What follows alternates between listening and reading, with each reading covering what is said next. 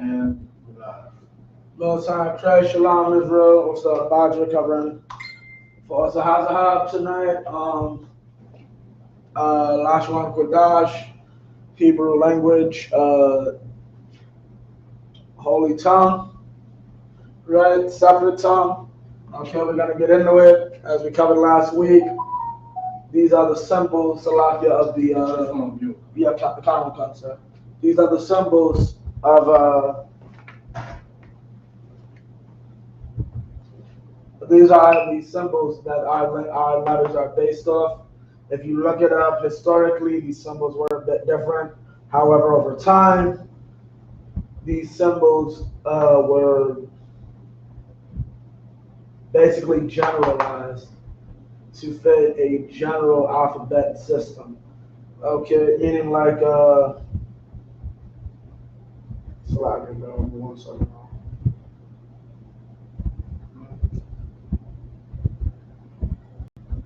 Meaning like let me see. The cow or the ox rather was literally an ox. So what you literally had was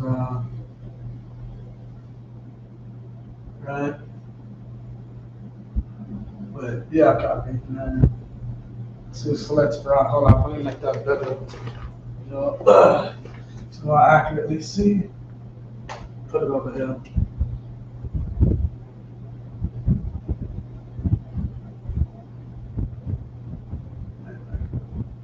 Right?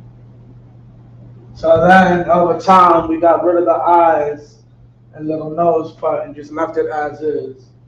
House basically, tent or a house basically, but basically this is it. It would be something along the lines of this, but it would be curved like a house. The B was initially, this opening wasn't there, right?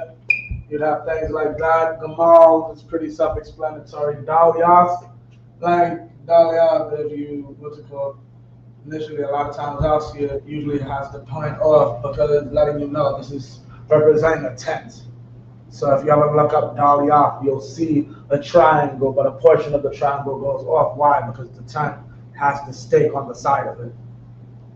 Okay? Hana is basically, and this is something I realized. I remember one time I was watching this, like, put this away for it dries out. Like, I was watching a thing about old, like they'll have they'll be on YouTube and they'll give their opinion. Professionals give their opinions on things. Like mobsters will talk about mob movies and how they're inaccurate. A CIA worker, like somebody who really does spy work, was going through movies and disguises and and explaining how they work. One thing we don't understand as a people and gets lost in translation is that in other cultures, certain things we do don't exist. Like, for instance, she was doing a World War III movie, and there's something I got from Officer Hajahab because he's from London.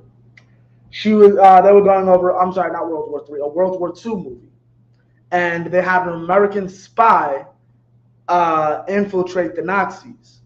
So he tries to ask for 3 beers, right? And this is, if I may, sir, look, this is how he signifies it. Anybody that knows Europe and knows European culture, they don't do that. They do 3 like this.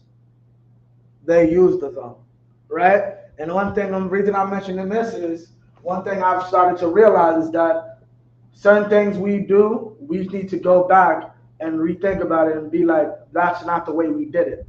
Like, this is basically pointing in Hebrew. We don't point here. Where do you want me to put this? Here. Where's that? Over here. Right? This is here, or basically, this comes from Hana, which also means behold. Which is what this is. It is literally this. Right? And we as a people, we need to start getting back to our culture and remembering that we have certain differences in ways that we do things. This is how we point in Hebrew. Right? According to the language. This isn't anybody's breakdown. According to how the language is set up, this is a hand saying here, behold, look in this direction. Wa is a fish hook, right? Zayan is a weapon of some sort. Kalma is a fence or a defense, right? Now understand, the reason this is important to understand is because a lot of these can be used to understand the Hebrew language pictographically, meaning putting these together helps you to better understand what you're reading. Like you can, with a good understanding of the language and these letters, you can pretty much make out what you're saying, what the word means. Like there's no way to really understand computer by just knowing how to spell the word computer. If you don't know what a computer is, you'll never know what a computer is. But with Hebrew, because it's a pictographic language, the pictures give you represent symbols that can be used to give you the word. Then that's useful to you. So this is a fence. Why am I bringing this out? Because that is also basically like defend.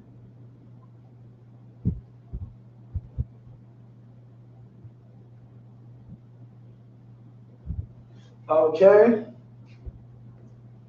This is a basket, tanal.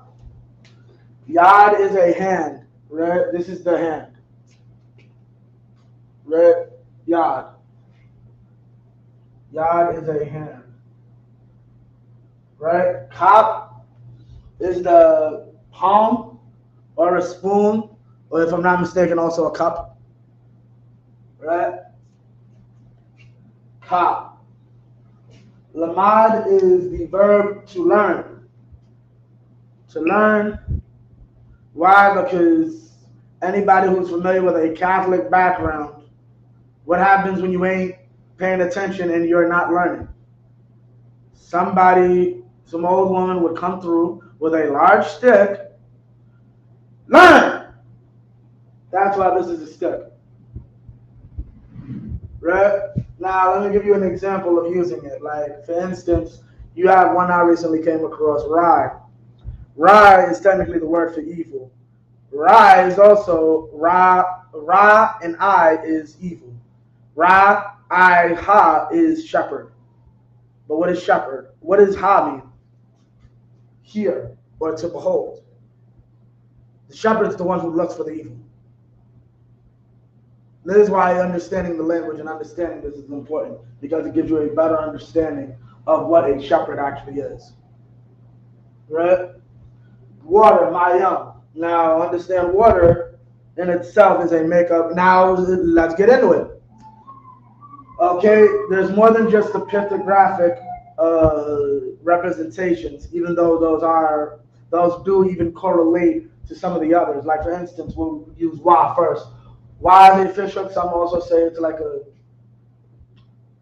nail for a tent, meaning it technically means to and or to combine. Right? Mayam is water. So when mayam, or the letter ma itself, represents or means of or from. Why? Where are things usually coming from? The water. It's coming from some far place. Right? Now, why am I bringing that out? This is water's two words in Hebrew.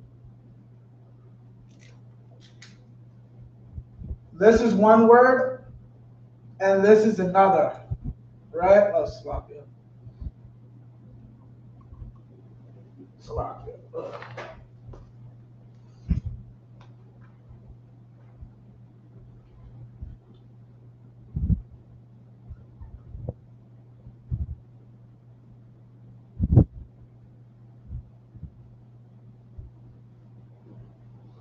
This is another. These are two Hebrew words that together spell out the word water.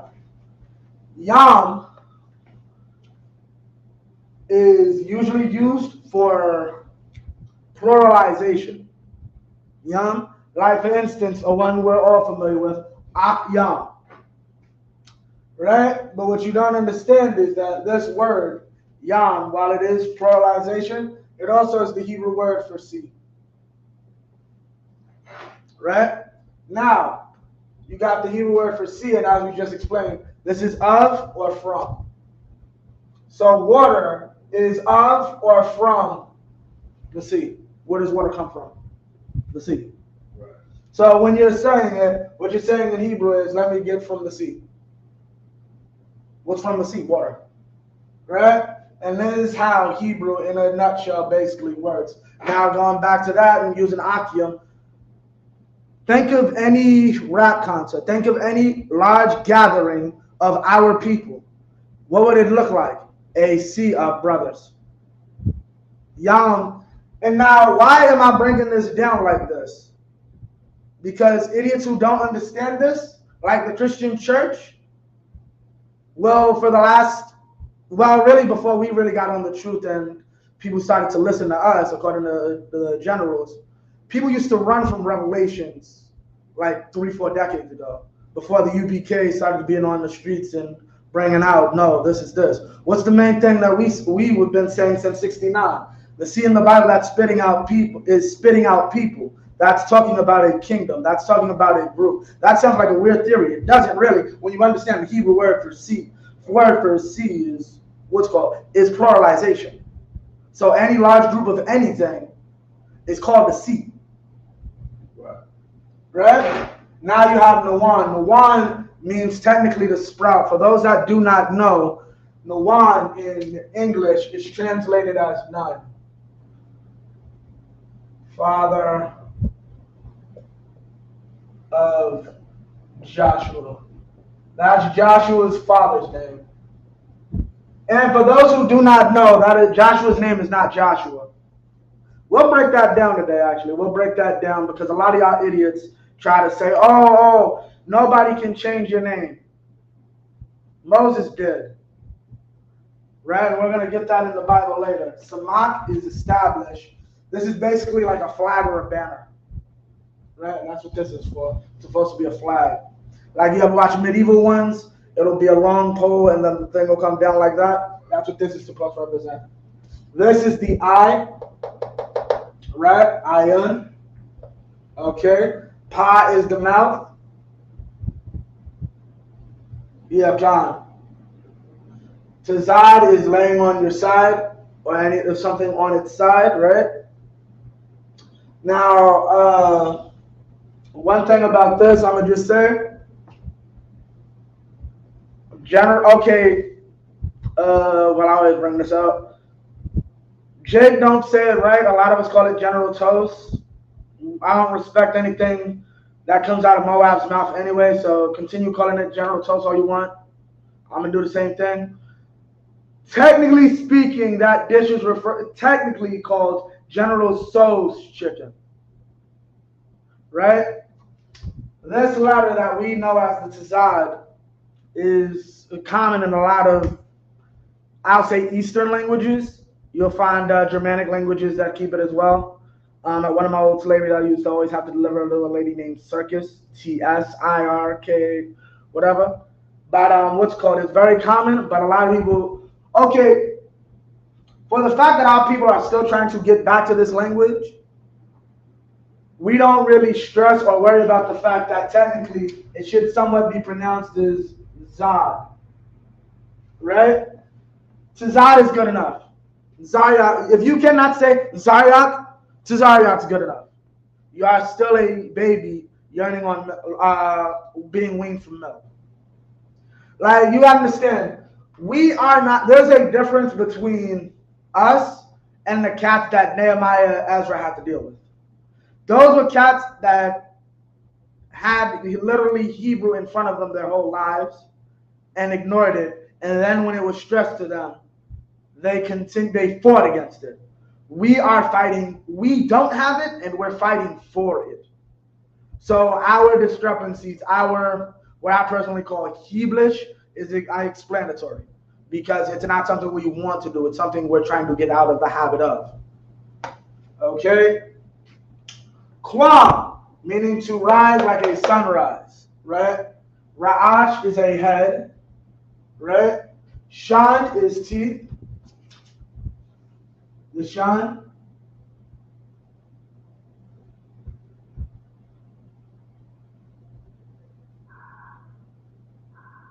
If anybody has any questions so far, let me know. Okay. Shan is teeth, right? And lastly, thaw is mark.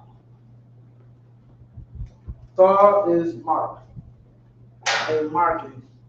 So that is an explanation of the Hebrew letters, where each of them come from, right? Okay. Okay, Khan. Okay, Khan. Okay, so we're gonna get into this. Hold up, move that first.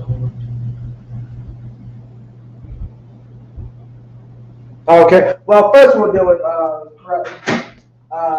Joshua's name. Hold up. Slakia, if y'all ain't get that, I can go back. Oh, yeah.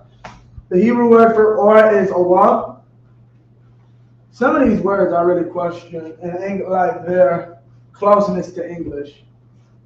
Like the Hebrew word for I being I.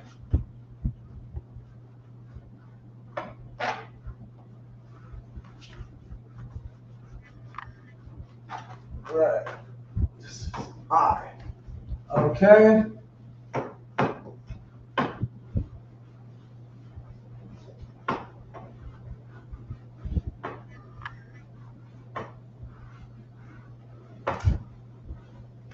Okay. Now let's get this first.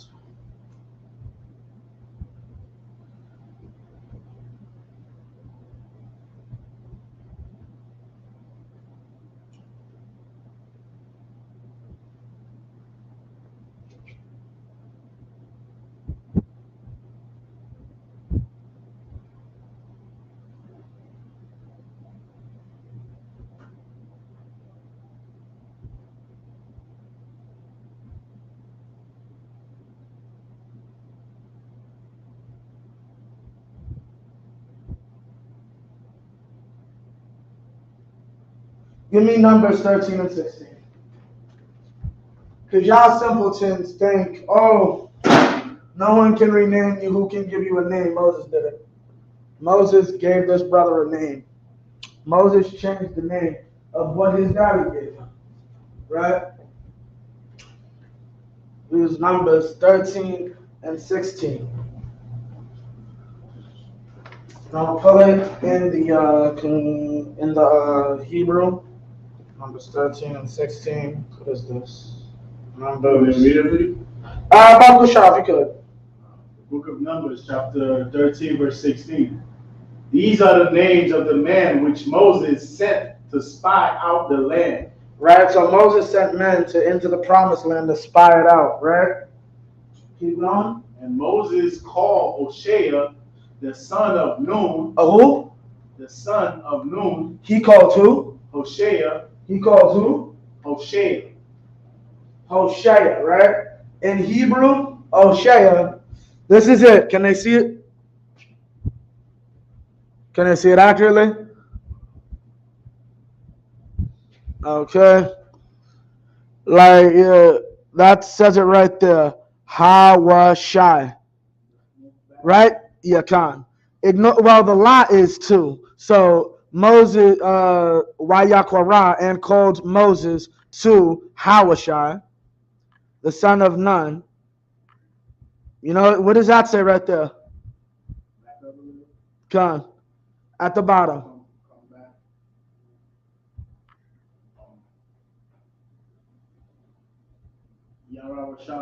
That says what? No, Yahawashai.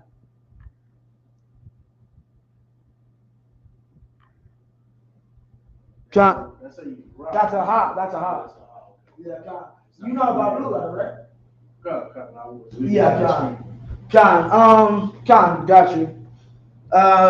Right? Now here's the thing. This lets you know one or two things. This lets you know, one, you can change your name, and two, it lets you know clearly how your Yahushua's name should be pronounced and spelled. Like, where do y'all get Yeshua from? Like, like to this day, I don't understand. Like, we have now, mind you, I forgot. Hold up, Salakia. I don't know where, but the Zondervans will tell you straight up, Joshua and Jesus are the same name in the Hebrew. They are literally the exact same name. Right? So you got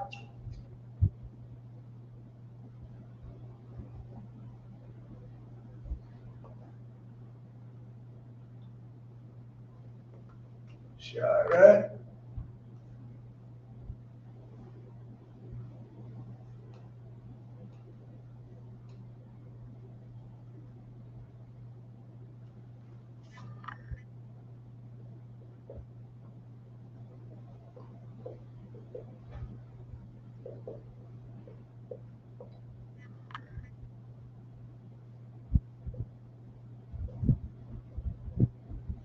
Right? That's Hosea. Right? Halashai. That is Joshua's original name. Right? But Moses gave him a nickname. Now, what does Halashai mean? Those that don't know, Halashai is a verb.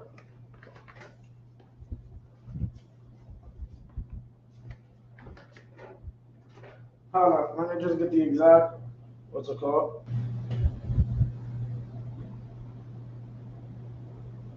Halashai. Halashai is a verb. Hold on.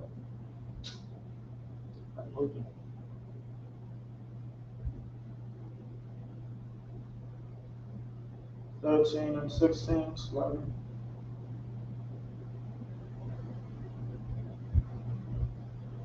Deliverer. Okay? Or basically, to deliver or save. Right? Now, if I may, you got a problem with a man. Here's the problem I got a problem with. It's not just, here's the problem, here's the thing. You can't, here's the truth. You cannot name yourself, which is the real problem you have. You want to name yourself Abba the dog. That's what that I mean with calling himself in the moment. That's literally Hebrew for Big Daddy. You think that's the name that you deserve, right? You deserve to be known as the destroyer, Abaddon, right? But there's a man better than you that's more deserving of that name, and he runs to Jamaica for the UBK. You want to name yourself whatever you want to, and the name we got for you is Trooper Number 5. Right? You want this great name. Actually, here's what you want. You want to name yourself. You want to be great. Instead of accepting the name and the title that the man above you gave you. This man didn't do this by accident. This man knew full well and saw this man right here, Hawashai, he has what it takes to be raised up by the Most High. I have the Most High showing me, I don't have to worry about anything about me dying. Because when I'm dead, Hawashai is going to take over. Hawashai is going to do over it. Hawashai is going to save everybody. Hawashai is the next savior. He shall save. Now, Baba Kashah, you can give me Matthew 1 and 22.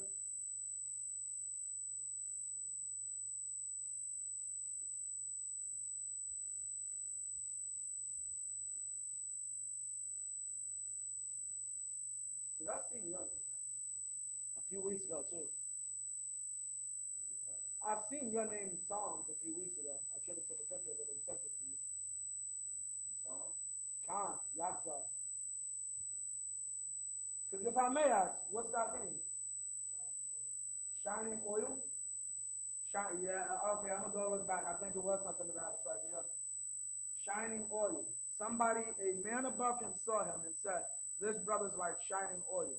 In his head, he wanted to be big priest Levite, that nigga, Aaron's best grandson. That's what he wanted to be called. Nah, you're shining oil. Accept that, like that, and move on with it. And take over hate. You gotta be so great. Nobody can change another man's name. Then why'd you change your name on Facebook about 6 times? You change names on Facebook like clothes. You got it? No. Matthew chapter 1, verse 22. Now all this was done that it might be fulfilled, which was spoken. Oh, sorry, 21. Verse 21. And she shall bring forth a son, and thou shalt call his name Jesus. Thou shalt call his name Jesus in the Hebrew. Yah, Ha, Wa, Shai. Yah, Ha, Wa, Shai. Yah, Ha, Wa,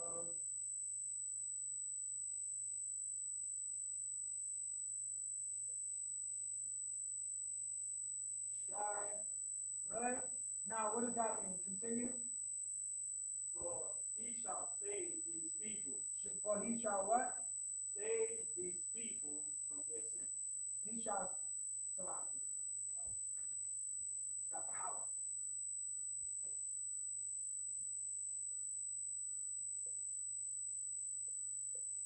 Yah Ha was shot.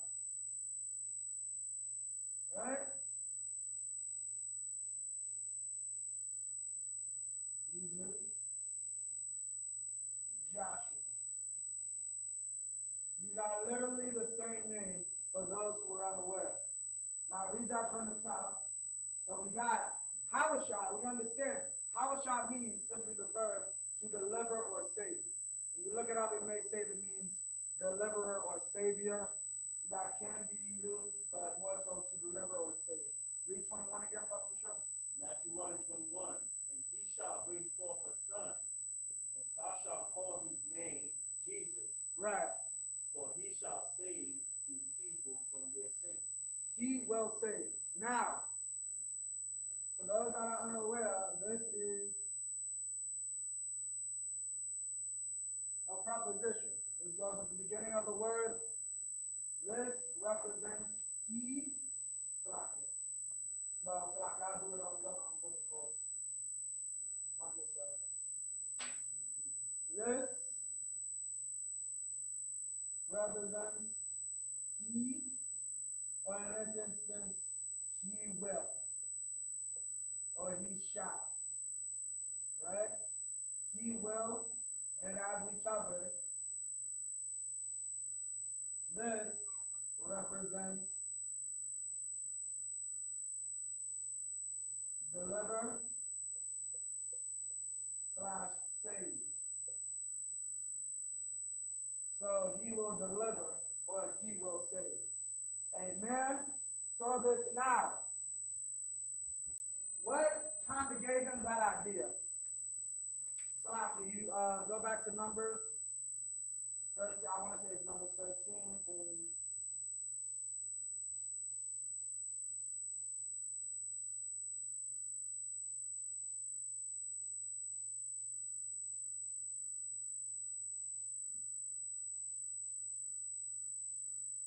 Deuteronomy, 1 second. Actually, give me Deuteronomy, I think it is.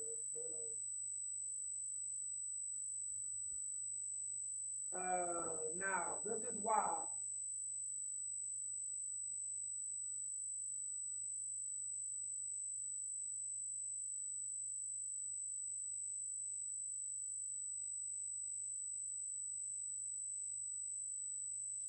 Give me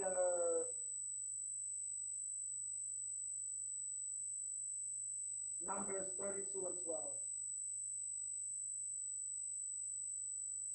Numbers 22 and 12.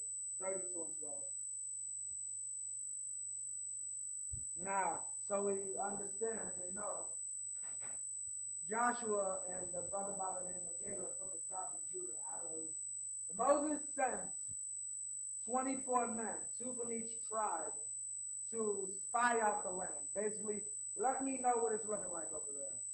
Basically, it is good. They gave the report. Everything the Most High said about it is true. It's a land of milk and honey. It's probably one of the greatest places to live on earth.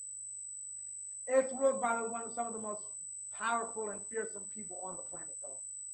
And they have a stronghold over it.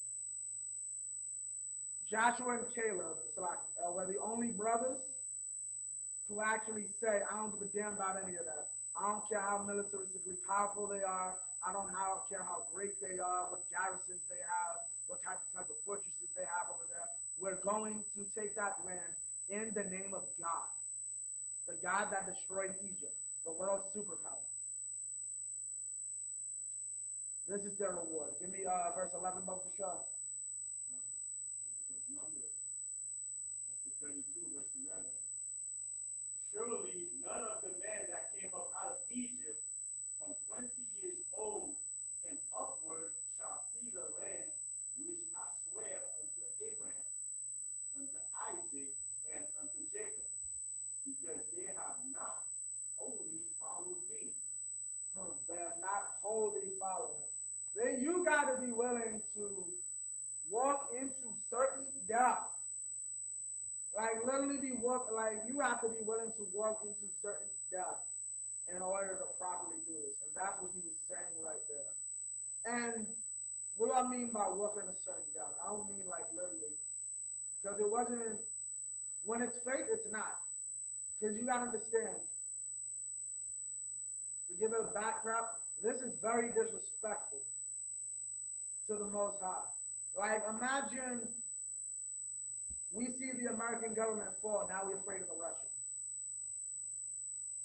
You know the cats that got split into like 5 different countries like 20, 30 years ago? America tried to split in two. They spent the southern half, and they've been mad about it ever since. And you're afraid of the Russians. That's what it's like. We defeated Egypt without lifting a finger. And you want to be afraid of another group of smaller Africans. Yeah, no sweat. None of you deserve what I've got for you. None of y'all deserve that because you have a complete lack of faith. All I simply ask you, do what I tell you to do. And one of the laws is you cannot have any fear but the Most High. And you're actively saying, oh, I don't want to fight them. So you're just actively breaking the law in my face. Okay, no sweat. No sweat. None of you will see. You don't have to, matter of fact, none of you have to worry about fighting the Africans. You're afraid of Africans. No sweat. You don't have to fight them. You'll be dead before that battle even happens. How about that? Your children will experience what it's like to go to sleep in a house surrounded by 50 acres that they own. But you're afraid to fight Zimbabweans. You're afraid to fight Shaka Zulu. So no sweat. I'll wait till you're dead and your son and your grandson, maybe they can have 20 acres to themselves. Maybe they can have their names in a history book for the rest of our people's existence because they got up and fought to take a town. But y'all can die. However, read verse 12. Verse 12. Save. What? Save. Except, and that whole generation's going to die. Understand?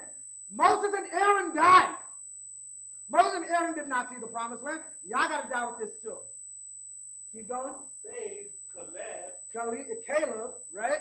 The son of Jephunneh, right? The Kenizzite, right? And Joshua. And what? Joshua. And what? Joshua. The man that Moses was able to see will lead us, will deliver us. God eventually told Moses, you're right to name that boy Joshua. You are not right to say his name isn't just to save or deliverer. He will save. He will go down in history as the prophet that brought us into our land and didn't stop, didn't go home into his own house until every tribe had their stuff together. And then he said, all right, y'all can go home, and we're going to cover that at the end too. Y'all can go home now, And I'm going to give y'all one last message. Do as you please. You don't want to serve the Lord? That seems bad to y'all? Do what you want. As for me and my house, one of the greatest lines in the Bible, Christians even quote, as for me and my house, we will serve the Lord. Right. And for that reason, Moses changed that man's name to He Will Save. And that name was so honorable, guess what? I want that name to be immortalized as the king of our nation's name. That's how important his name is. And you so stupid. Nobody could change my name. Tell that to Moses. Tell that to Yahushua. No, well, they're going to say he's God because you're so stupid. He's God or he's the son of God or some stupidity. He can't change your name. Right? Okay, now, let's get that. Give me Joshua, I want to say that's 24 and 16. I'm only going to break down that last bit. You're going to read the whole scripture, but I'm only going to translate that last part. Get the rest of that. What's it called? Joshua 24, verse 16. We read Joshua chapter 24, verse 16. Wait till I Robert.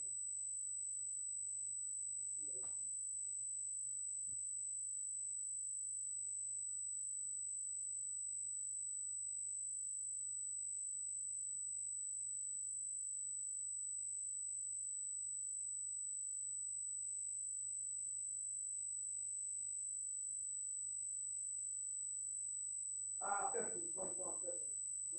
15. And if it seem evil unto you to serve the Lord, choose you this day one ye will serve. Yeah. Choose who you're going to serve.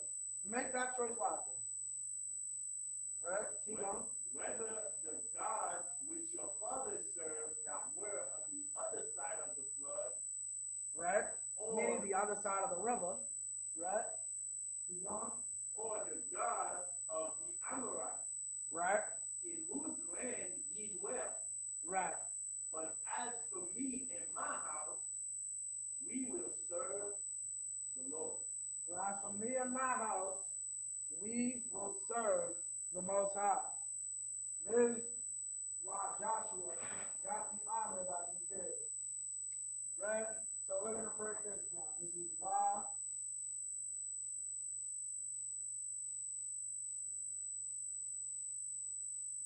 not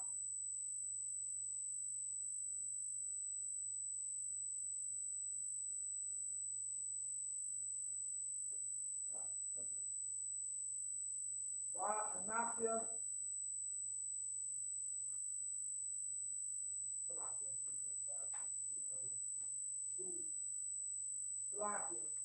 Anapia, so we're clear. Anap is me or mine. Actually, right now. Why Anapia, right?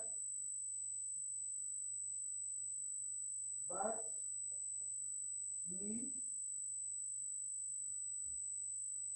right? Why?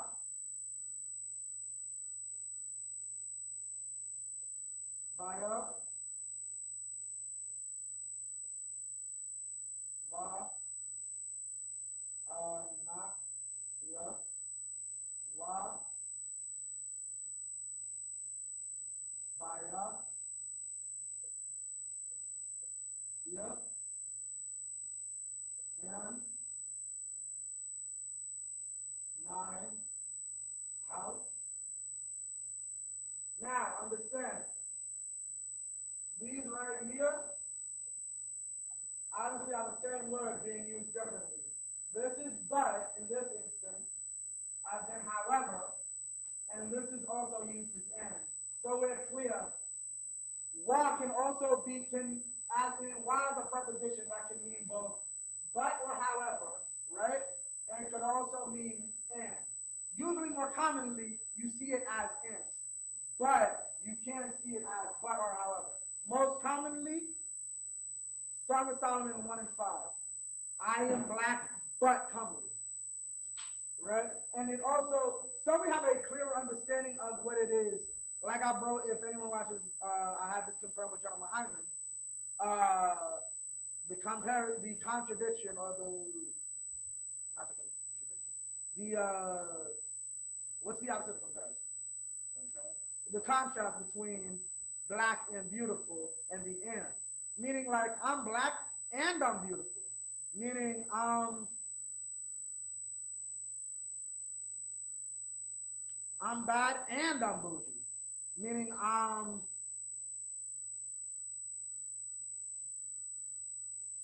meaning like to using and to show contrast. It's in a sense. Meaning I'm broke and I'm working. Like I ain't got no money, but at the same time I got a job. Meaning that's how it is. But in the and used in the I'm black and at the same time I'm beautiful. I'm from this people that I'm from Port-au-Prince, but I'm also white and I'm white belt. I'm from Brooklyn and I'm Michael Jordan. I'm both these things at the same time.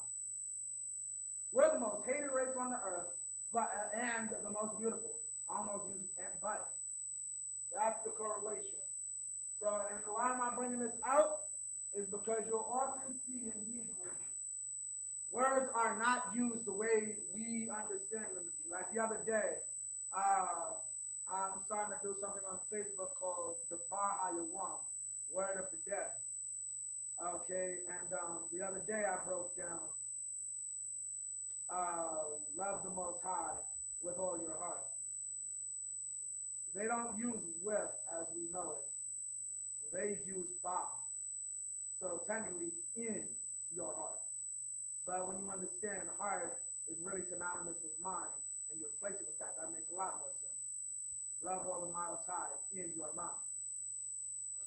Right?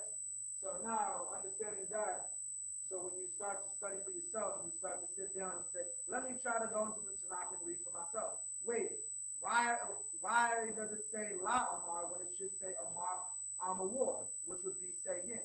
But it says what should say to say. You'll sometimes see that. Like Yadaba Yahweh Af Masha wa Aharon La Amar. In English, it will translate to them, and the Most High said to spoke to Moses and Aaron, saying, but technically translated, La Umar is to say. Same thing.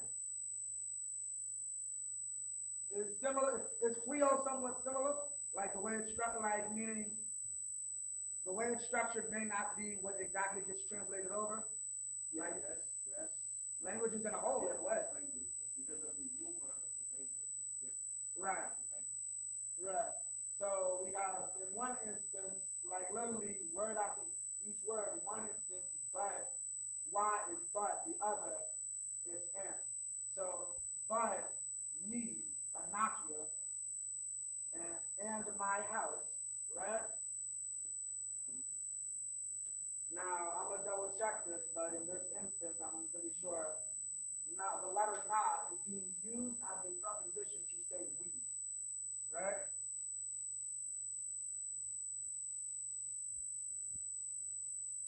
Now, I bud. Now, I bud. We will serve. Right? I bud is the word for servant, or to serve. The verb to serve, or the word for servant as well. Now, I bud. Up. Now, I'll break down up. In a second for y'all, because I know that can be a bit confusing if you see it often. Basically, long story short,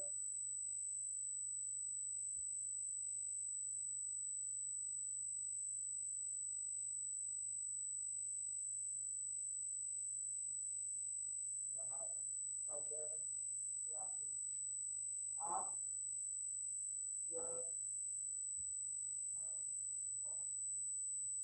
okay, okay. So, wa'anakia wa bayatia na'ibad af Yahweh. But me and my house, we will serve the Most High. Right?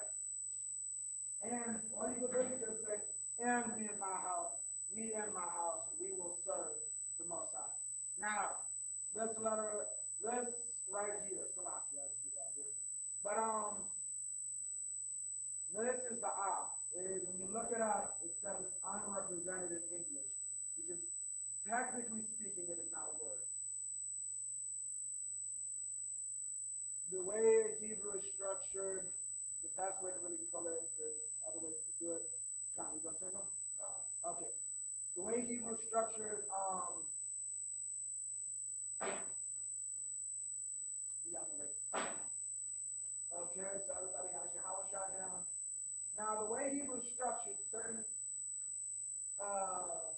things can get lost in the translation. If you aren't even knowing context, if you don't understand it, it can be a bit confusing. So I'm gonna show you what I mean. Bob,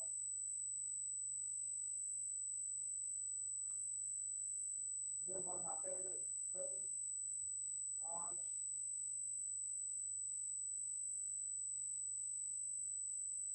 And I think this verse is purposeful. I talked to John about this.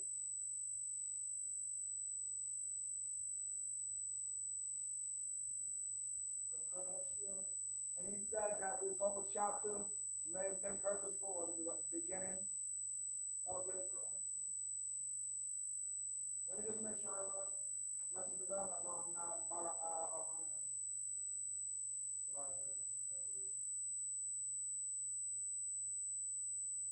Yeah.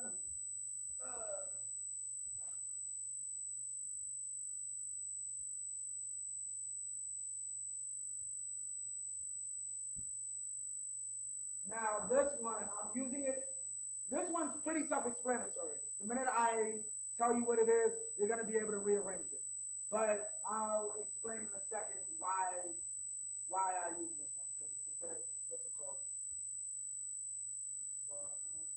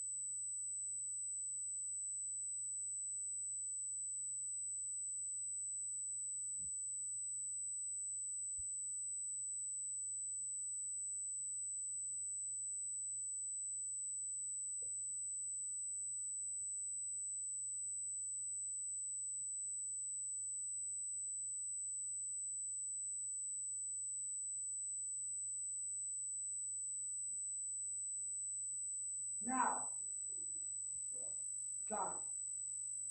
Oh, let me fix this. Now, when I break this down, you're gonna realize what it is and easily be able to arrange and understand what it's saying. But for time's sake, this word here, there are words in Hebrew that, because of the way we speak in our sentence structure, it can be a bit hard to understand what exactly you're saying. For instance, I left out the ops that are necessary for this phrase. In English, in beginning, create the powers, heaven, earth. So now we understand what that means. Everybody does. But so we understand, opt exists to let you know which verb is the description and which verb is the thing being described. Meaning, who created what? Did the heavens and the earth create the gods? Or did the gods create the heavens and the earth? Alahayim, Hashemayim. So the gods, because there'll be times when, and then it gets really weird when you understand how our names work. Because then I was talking to, well, you was here the other day when we break down Iowa. Or was you not? Like one. Okay, for instance, Bara. Say I wanted to name my son like create. Like to create, right? You can't just name him Bara. Or let's say I want to name my son for whatever reason. Like let's just take Leah. Shema. Imagine she has to call him in a crowd. Shemai, Shemai, Shemai. If you speak and understand Hebrew, all you're really saying in a large crowd is, listen, listen, listen to what? Listen to what? Shemai one, when you put one at the end of a verb, that lets it be known that you're no longer talking about a verb. You're putting a verb and making it into a noun. So now people know, more than likely, Shemai one is a person. Shemai one is something. It's not actually the verb to listen.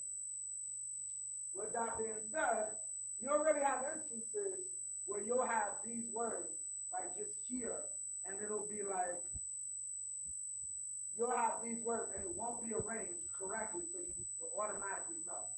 Like, technically speaking, you could technically put Shemayim,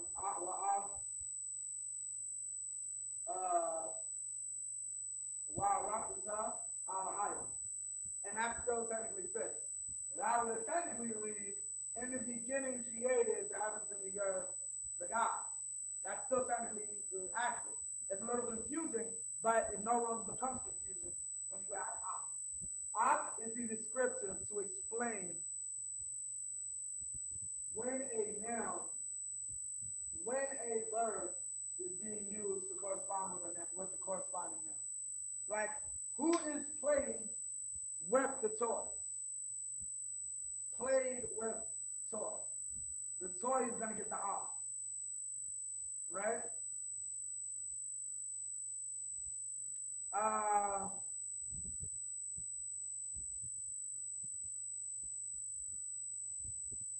Let me see. Okay, lakam bara'a lakam. Lakam bara'a lakam. You know we have a brother in school with that name, right? That means made. So bread made bread. Make that make sense. Lakam bara'a lakam. Bread made bread. You understand now? Is it making sense now? That's like, it's stuff like that because remember, our names mean something. So even in senses like that, it can become very hard. But oh, okay, the cat's name is probably Lacom, and he made bread. What? You know Sam? John. Yeah. Lacom bara Lacom. Right?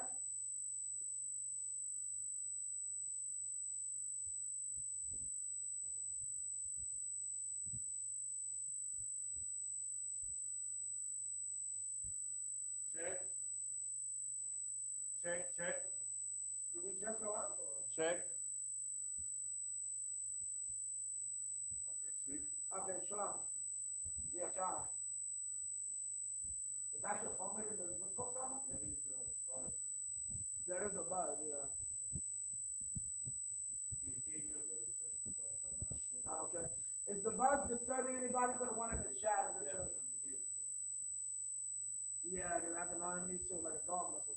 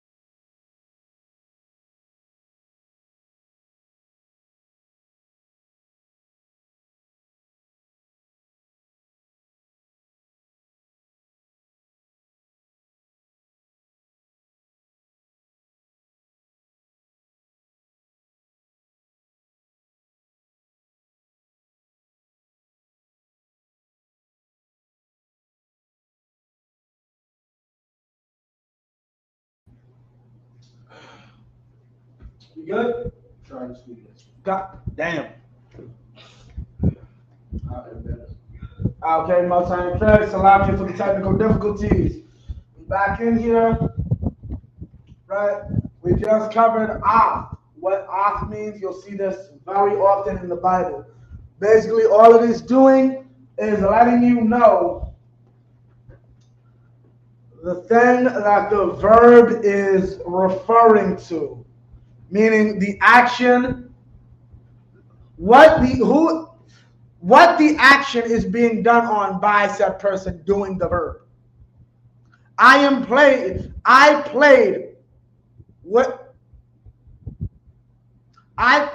the guitar. I played the guitar.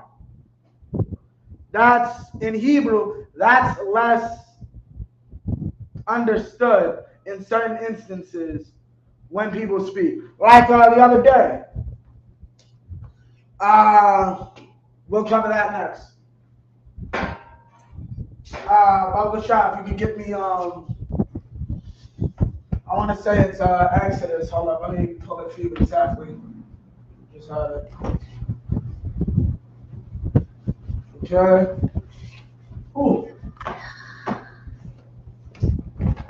This is Exodus, I want to say probably 4 and something. 4, yeah, like 4 and 1. 4 and like 11 or something like that. Hold up.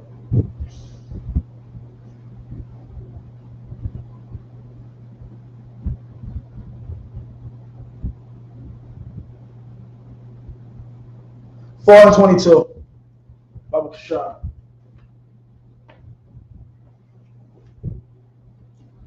The book of Exodus.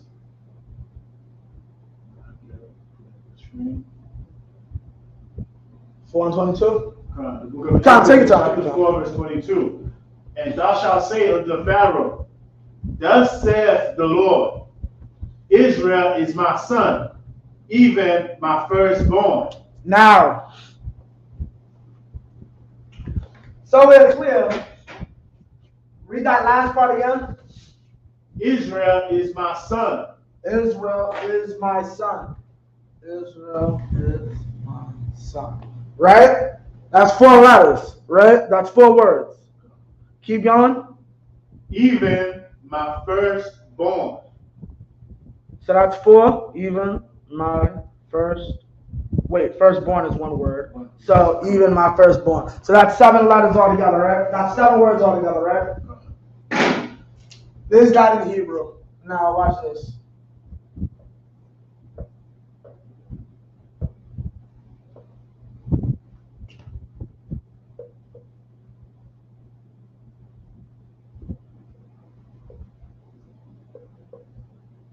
Wait, let me just make a spell that wrong. It's block of water. Car. It's car. Think about the water something else.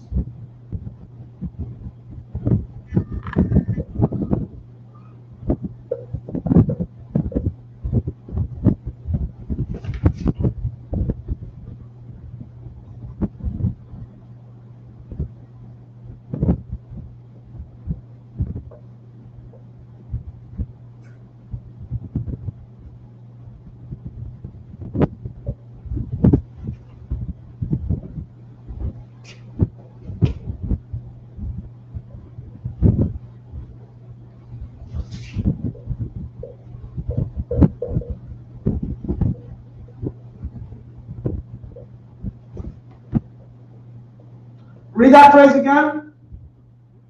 On the latter part. Yeah, come, Baba Shah. Israel is my son, even my firstborn. Yeah, that's that phrase. When you look it up in Hebrew, all it is Banya, Bakaria, Yashrala. My son, my firstborn, Israel. It's understood when you understand Hebrew. The is unspoken.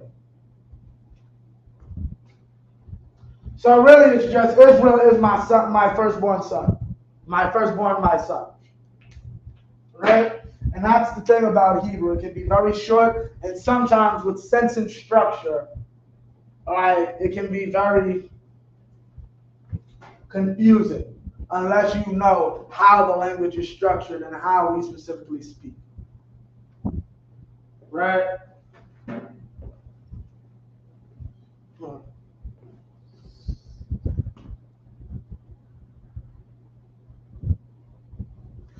Now,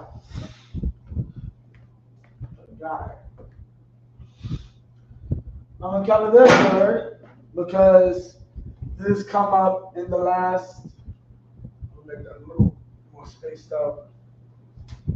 My son, my firstborn, Israel. Right? Now, a very prominent event happened last week in Alabama. And we're going to get the word, common word, for it. Salakia. And I'm going to get the official scripture. Give me 2 Samuel 1 and 15.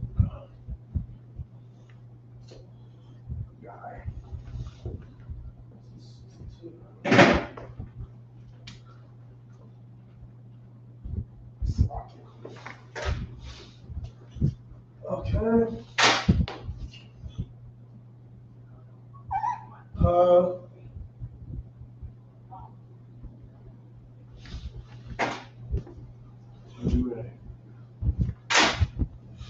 Now, so we're clear,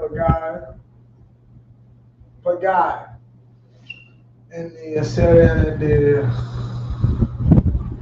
one thing about me personally, I don't write Assyrian too often unless I'm really helping y'all with y'all tests.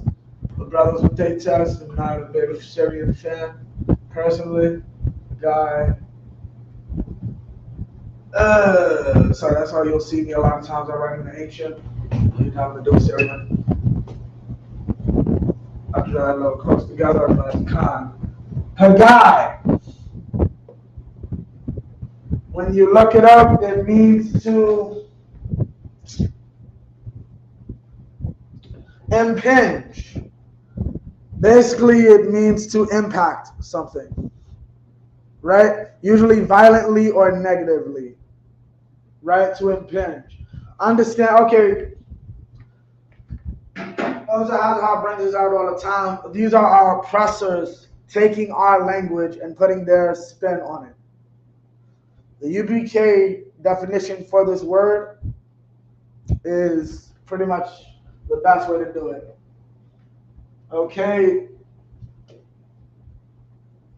This can also mean to meet or to entreat or to go to, right? Meaning there's many ways it's us.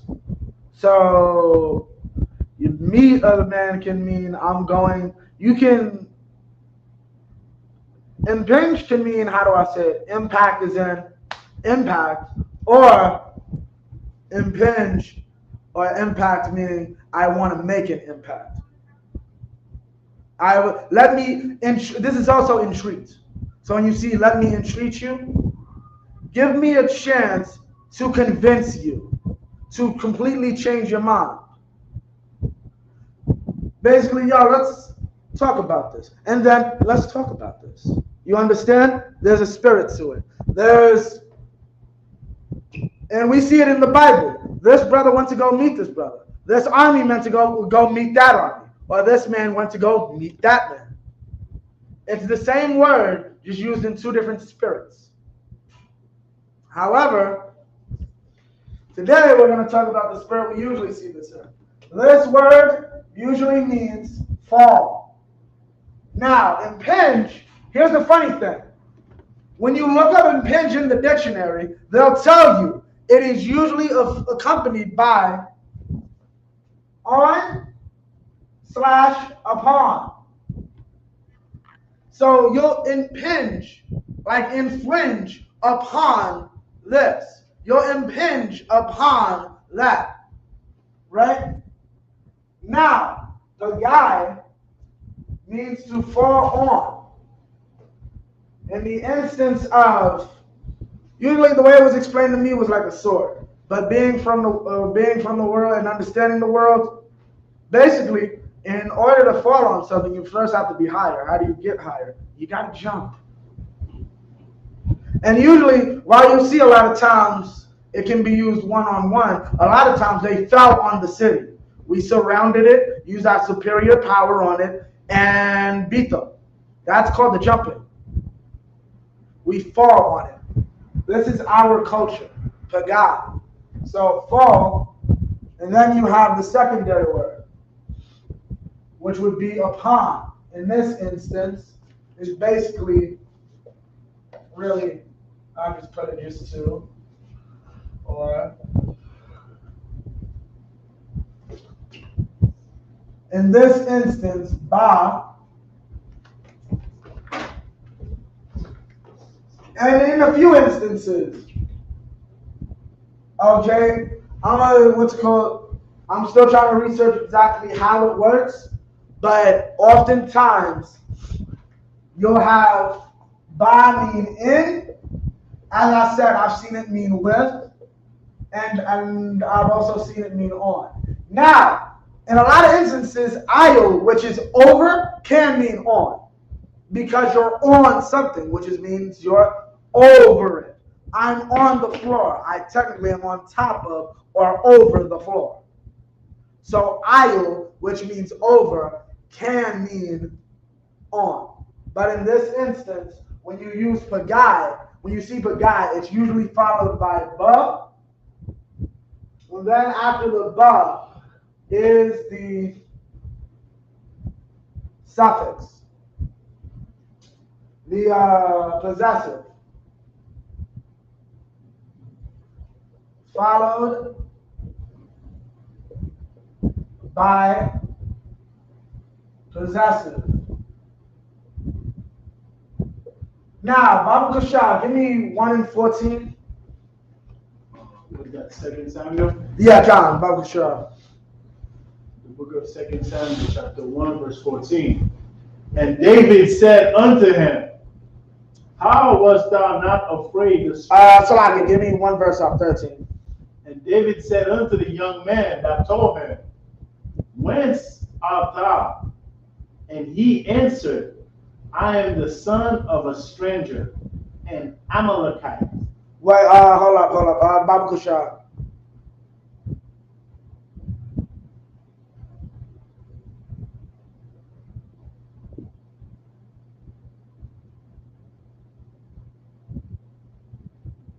Give me verse 5, Baba Kushal. 2 Samuel chapter 1 and verse 5. And David said unto the young man that told him, how knowest thou that Saul and Jonathan, his son, be dead? So David's getting a report by somebody who was at the battlefield when Saul and Jonathan died. Spoiler alert, this guy's lying. The cat was there, literally saw Saul. The cat had enough sense not to kill him, but did have enough sense to, I don't even understand that. Nah, if I kill this cat, their king, they'll kill me. So I'm going to come back later and say I killed the king? This don't make sense. Keep Salakia. Verse 6. Verse 6. And the young man that told him said, as I happened by chance upon Mount Gilboa, behold, Saul leaned upon his spear, and lo, the chariots and horsemen followed hard after him. Okay, drop that. Give me verse 8. Give me verse 8. Salakia. Verse 8. And he said unto me, who art thou? Meaning Saul was asking him, who are you? And he said, and I answered him, I am an Amalekite. Meaning a heathen. Meaning what we today would call a Jewish cat. Ain't that something? After he allowed some devil to kill priests, he's asking a devil to kill him. Ain't that something? For those that don't know, one of Saul's most egregious crimes is because a group of priests fed David, gave him showbread, and gave him Goliath's sword, Saul allowed a white man to kill them. I believe the white man's name is Doeg, Doeg. Just look that up in your Bible concordance; it'll pop right up. And ain't that something? I'm gonna bring that up to John Hyman and see if there's a correlation, because that's funny as hell. I never realized that. After he let some white men kill his brothers, he begged a white man to kill him in fear of Africans that was chasing him. Ain't that something? I'm so afraid for these Africans to kill me. I'd rather have a white man.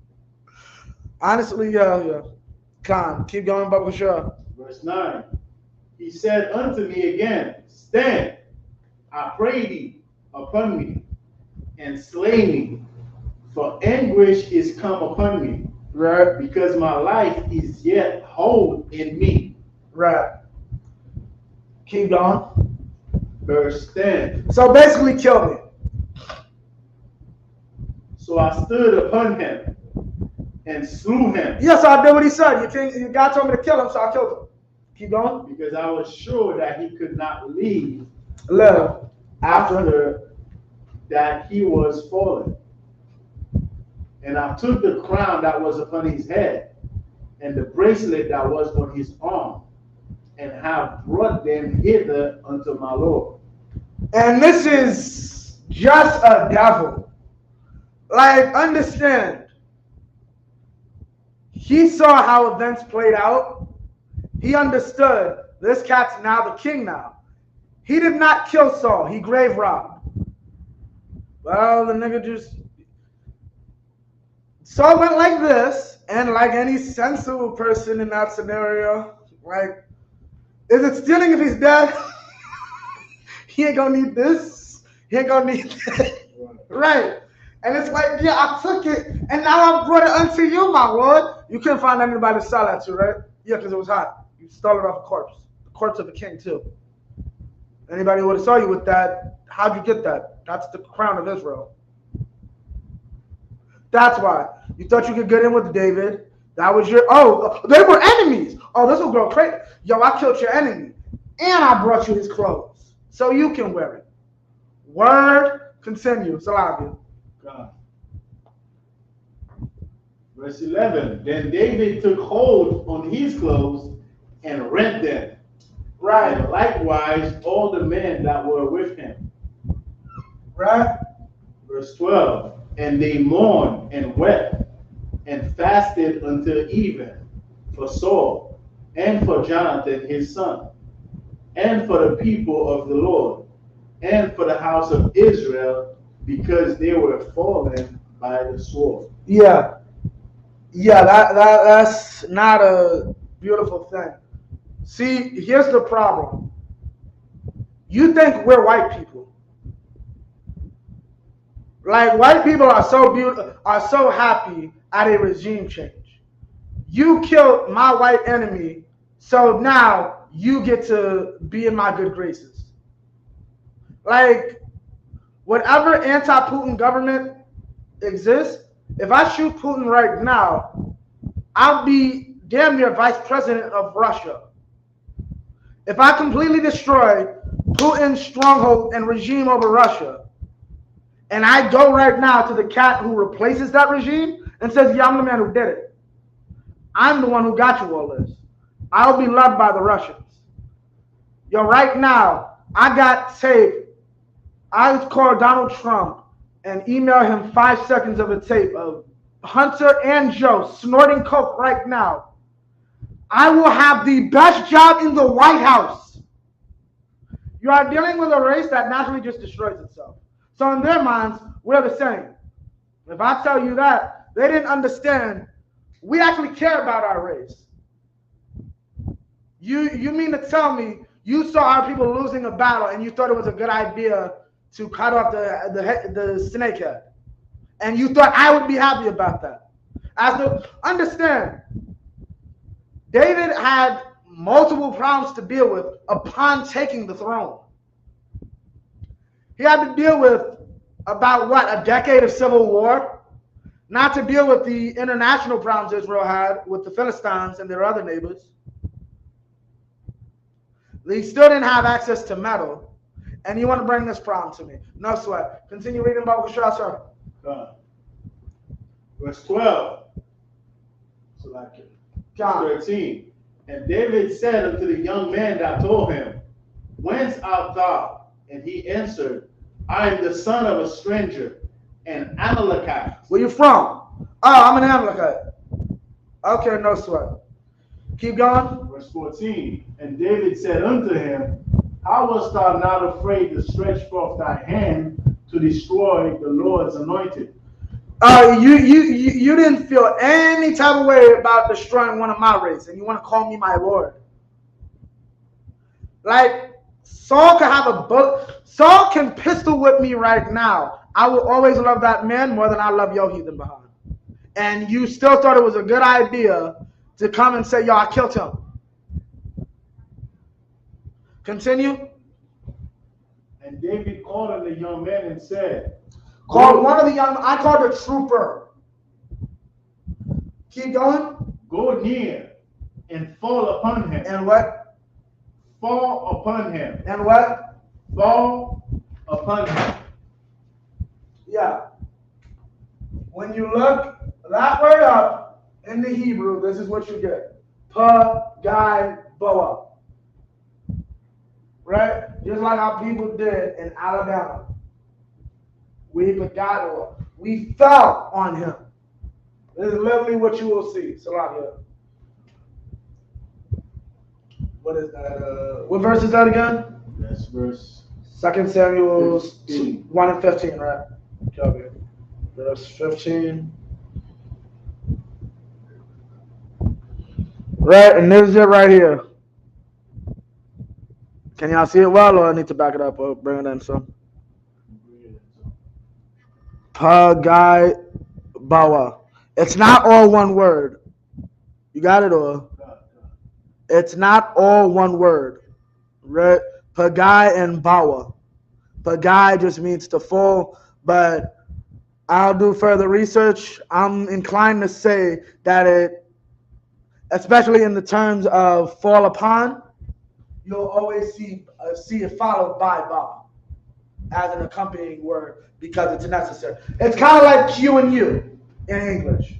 You always see them together because for whatever reason in the English, you can't just see Q and automatically know this is the sound you got to make. English is such a stupid language, especially studying Hebrew and other languages. You see, English is a very dumb language. Okay, but Gaiboa. Right? Keep going. Keep reading the verse. Oh, sure. And he smote him. And he smote him that he died. And he smote him that he died. Right? He killed him. He fell on him. Get him. Right? Because he thought to touch the Lord's anointed. Matter of fact, read that from the top. Read 14. 2 Samuel 1 and 14.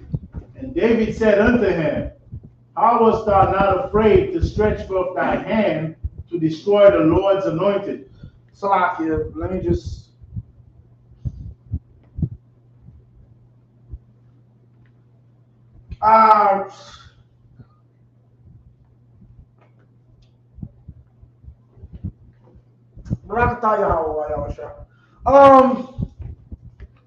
UPK is I'm about to explain why I just said that. Read that again. And David said unto him, How wast thou not afraid to stretch forth thy hand to destroy the Lord's anointed? Yeah, it's just some nigger on a boat, Salakia. Like, he wants us to move our ship. Does this nigga know we're the white man? Oh, he does. He must think we're all equal. This is Alabama. Yeah. Read that from the top. And David said unto him, How wast thou not afraid to stretch forth thy hand to destroy the Lord's anointed? Y'all had no fear at all. Y'all just said, yeah, we're going to be a nigger in front of a boat full of niggas, and yeah, we're not going to be afraid of it. And guess what happened? Verse 15. And David called one of the young men And said, what? David called one of the young men and said, And what? David called one of the young men and said, Get in that water and swim to your brother and beat the hell out them devils. That's what happened. A young man got in the water, right? And said, oh, hell no. I'm going to beat the hell out of that man. Salaki? Defend. And defend that brother. Right? Now, read that last word, that last two words while I finish off the verse. Go near and fall upon him. Now, well, read 14 again. And David said unto him, how wast thou not afraid to stretch forth thy hand to destroy the Lord's anointed? Now, why did I just say UBK as a truth? Simpletons don't know the Bible. I don't know if you've ever come across this. Show me Mashiach in the Bible. Have you ever heard of come across that? Mashiach, people will actually say Mashiach isn't in the Bible. I found, this is like the second time I have literally found that exact phrase in the Bible. First off, Mashiach, as it's taught, just means the anointed one. Really, is so long as you know how to conjugate, what's the Hebrew word for anointed? Mashach. How do you conjugate it to be past tense? Or ed, what we know as ed. You put a ya in between the second and last letter. So would that be Mashiach? So do I need to see it in scripture, or do I just need to know proper vocabulary for Hebrew? No problem. Because I've found it once when he says it about the king of Persia. He says he's my anointed. And then I just found it again. Read verse 14 again. 2 Samuel 1 and 14. And David said unto him, how wast thou not afraid to stretch forth thy hand to destroy the Lord's anointed?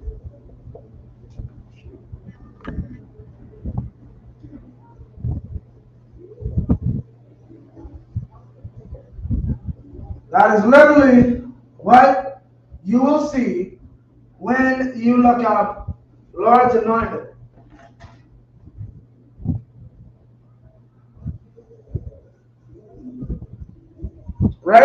Right here at the bottom. Baba Bashar, just let me know if I got to go closer. Or right here at the bottom. Mashiach Yahweh, anointed of the Most High. Very clear as day. This is 2 Samuel 1 and 14. And put the connectors on this. Mashiach.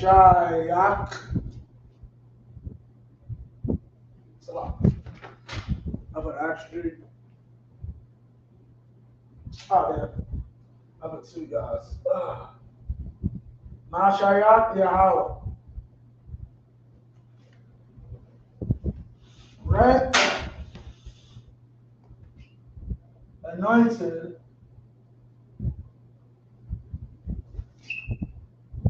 of the Most High. Oh, sorry. Well, I'll just write it out. Most High. Mashiach Yahweh. Okay? That is the Lord's anointed, Most High's anointed. Okay, any questions? No questions. No questions so far? Count. All right. What was that last bit? Count. If I could,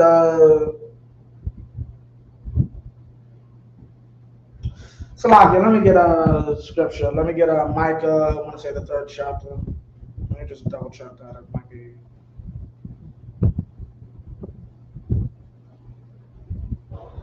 Uh, 4:1.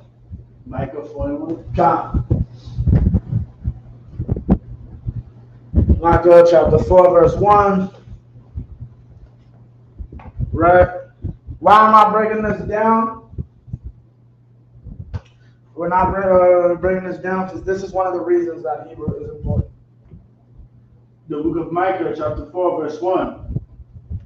But in the last days. But in the what? The last days. But in the what? The last days.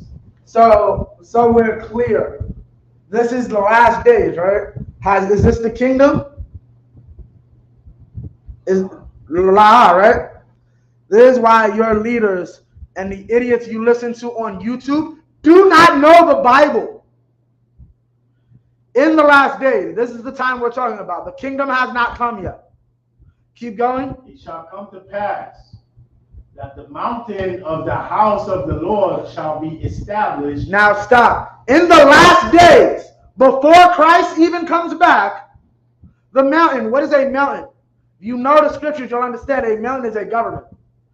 The government of Christ will be created before Christ returns. That's the point. Tarry till I return. That's what he told the disciples, right? We are not Christians up in here. Salakia? Occupied. Occupied till I return. Right, tarry would be to just sit around. Salakia. We are not Christians. We are not waiting for Jesus. That is why we have a rank structure, because we understand Jesus coming back expecting a great and exceedingly great army. Salakia. He's not expecting us to be on our phones playing 2K. Right? In the last day, the mountain of the Most High, the government of the house of the Most High, will be established. Keep going. In the top of the mountain. In the what? The top of the mountain. You think we are a crazy cult. One day you will realize we are the greatest and most trustworthy governments on the planet. Don't believe me? What's it called? Know ye not that the saints shall judge the world? Y'all think Paul's just talking out his mouth when he says that a day is going to come in here, black, white, green, and yellow will sit here and say, I would rather a black man be my judge and jury than go to some white court system ran by a white man and his crackhead son, like Joe Biden and Hunter. Keep going. And he shall be exalted above the hills, and people shall flow unto it. Like I just said, will be exalted, will be the place to go for justice. Right. And everybody of all races are going to know that in that last day. Now, why am I bringing up all races? Read verse 2. And many nations shall come and say, Come, let us go up to the mountain of the Lord and to the house of the God of Jacob, and he will teach us of his ways. And he will teach us what? Of his ways. Of his what? His ways. What is his ways? His way of speaking. You have to learn, in order to benefit of my society, you're going to have to learn how to say, bring me water in my language. Akasar mayam. I want water. Right? In my language. You'll have to learn how to speak my language. You'll have to learn how I point. This might be rude in Hebrew. We might end up saying, yo, pointing like this is rude. This is how our ancestors used to do it. And if you go like this, you might get a fine. You might get jailed. You might get something worse happen to you. Right? You need to come and teach our way. But what does that tell you? If you have to come to us to learn our ways, what does that mean we already have? No. You have to come to learn our ways. If you have to come to us to learn our ways, what does that mean I already have? If you have to come to me to learn my language. Now, mind you, there are idiots that say we have to wait for Christ for that. But this verse just said, this is in the last days. Christ hasn't even returned yet. We already have our language before Christ returns. We already have our government before Christ returns. We already rebuilt our culture before Christ returns. Christ is coming back to sit on a throne, not create one. Christ created his throne when he got beat 2,000 years ago. When he sat there getting harassed for 3 years by Creflo Dollar and Al Sharpton. He's on a street corner, and the greatest pastors in our nation are harassing him at his street speakings. He built his kingdom. Now it's your turn. Now it's your turn to put your brick in to build his kingdom. Right? Keep going. Verse 3. God. And we will walk in his paths, for the Lord shall go forth of Zion, and the word of the Lord from Jerusalem. And that's what it is about. You're going to learn our ways, and you're going to learn how we operate. Because at the end of the day, I don't do business with homosexuals. I don't do business with people who eat weird things. Because, yo, if I have to go to a Chinaman and say, y'all like to eat bat, and now I have even one dead citizen because y'all niggas like to eat bat, because y'all like to eat bat, yeah, we have a problem here. I'm doing no business with you ever again. Ever again. You won't see made in China in Israel at all. You do something stupid like that.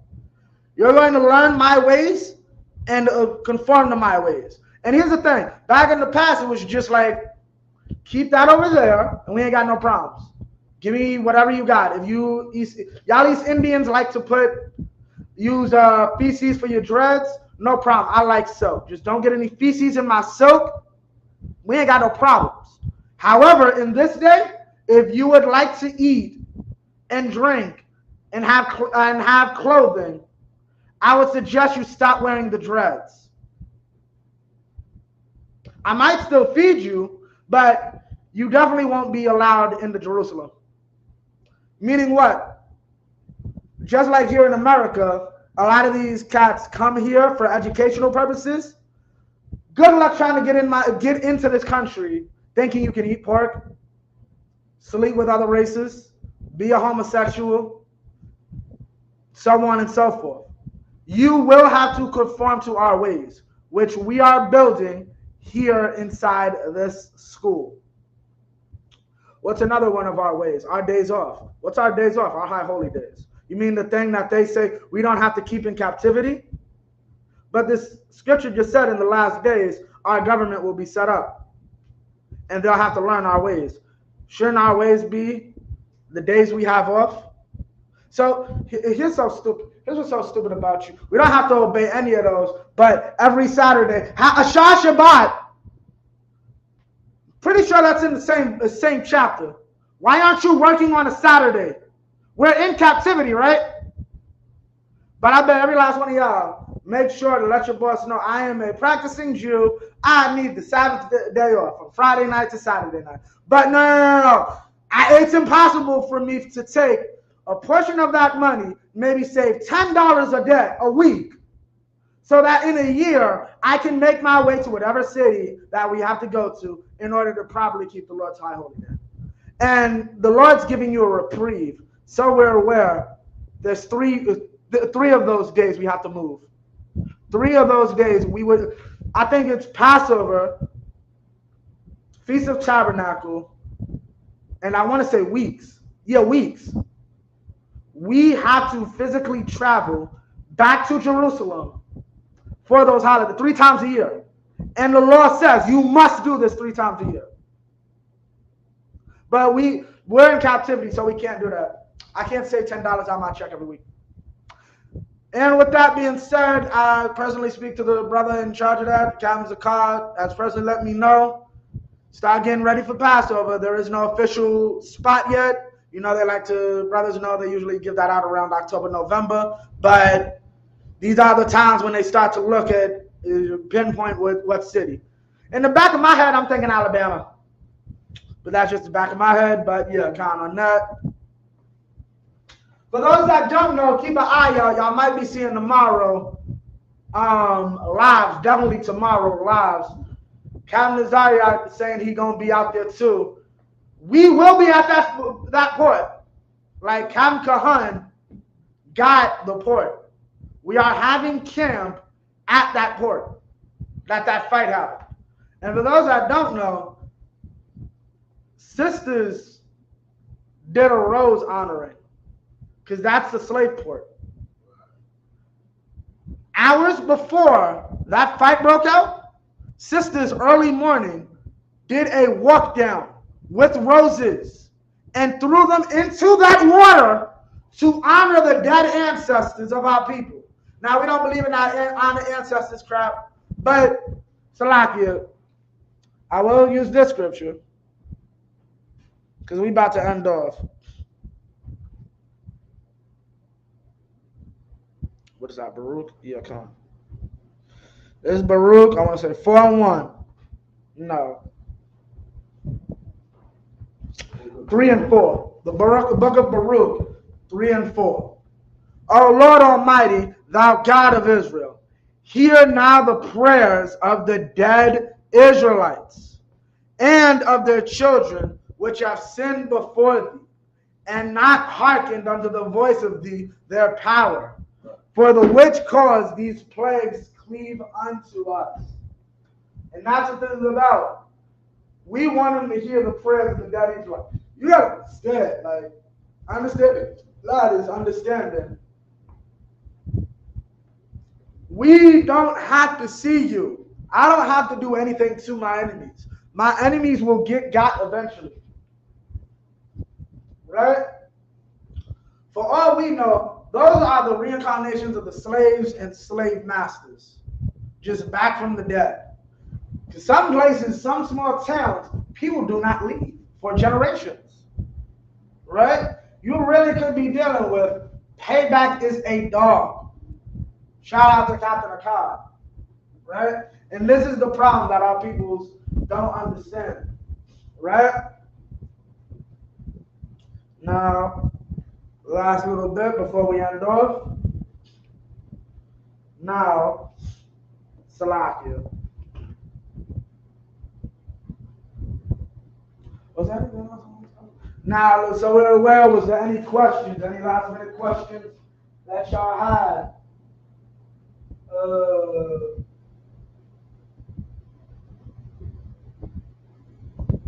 Okay. Any last minute questions anybody have on the room?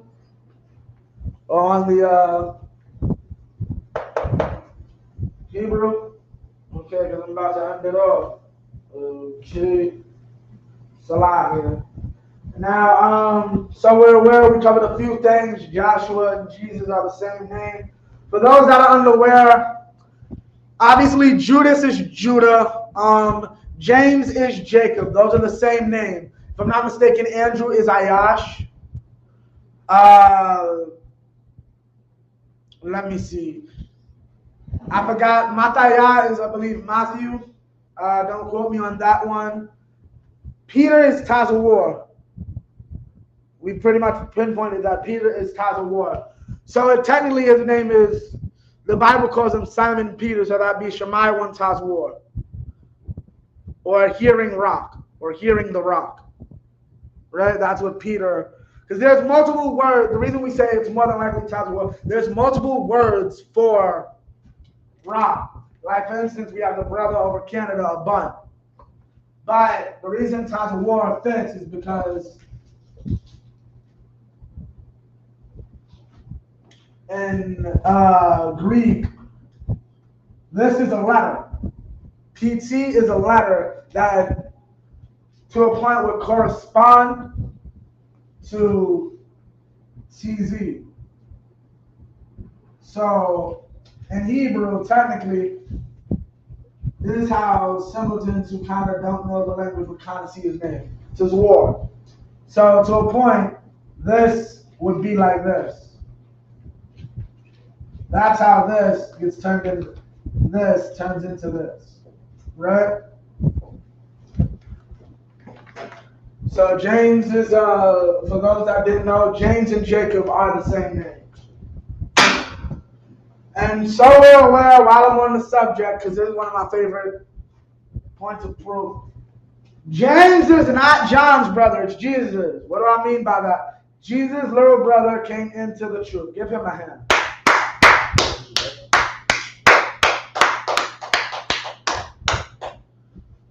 Now, he was not his older brother. His older brother was considered a weirdo, Salaki. His older brother was considered a heretic and a rebel rouser.